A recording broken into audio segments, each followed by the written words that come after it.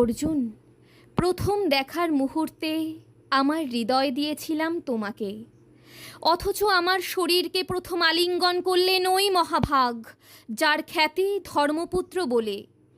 ইন্দ্রপ্রস্থের সৌধ শিখরে যখন আছড়ে পড়তো নববর্ষার জলধারা, যখন আমার কামনা ছুতে চাইতো তোমাকে, আমার অনুৎসুক দেহকে তখন আকর্ষণ করত অন্য কেউ, যে আমার স্বামী।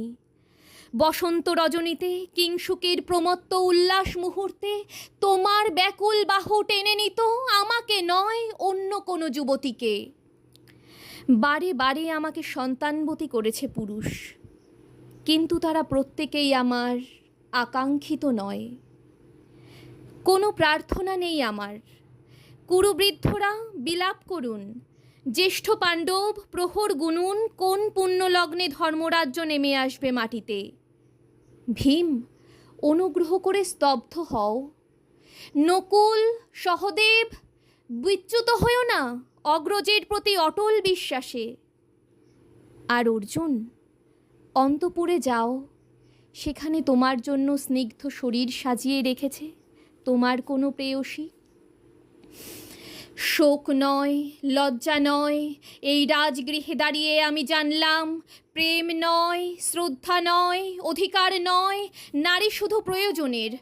জানলাম এখানে কোনো ভেদ নেই ধর্মপ্রাণ যুধিষ্ঠির, শক্তিমান ভীম, প্রেমিক অর্জুন আর লোলুপ ধৃতরাষ্ট্রনন্দনদের মধ্যে। প্রতিকার চাইছি না, যা শুধু বিলাসের, সেই বস্ত্র ছিনিয়ে নেয় যদি কোনো দুঃশাসন, নিক। আমি কাঁদছি না চারপাশে ভাসানের ডিঙায় পশুদের উদ্দাম নাচের ভঙ্গি। আমি দেখছি না চারপাশে ক্লীবেদের অক্ষম বিলাপ। আমি শুনছি না। ধনুর্বাণ নেই, আমি ফিরিয়ে আনছি আমার জন্মের স্মৃতি। যজ্ঞের আগুন। দ্রৌপদী নই, নই পাঞ্চালী, নই ভরত কুলবধূ। আমি কৃষ্ণা, যজ্ঞাগ্নি সম্ভূতা, শুধু নারী এক।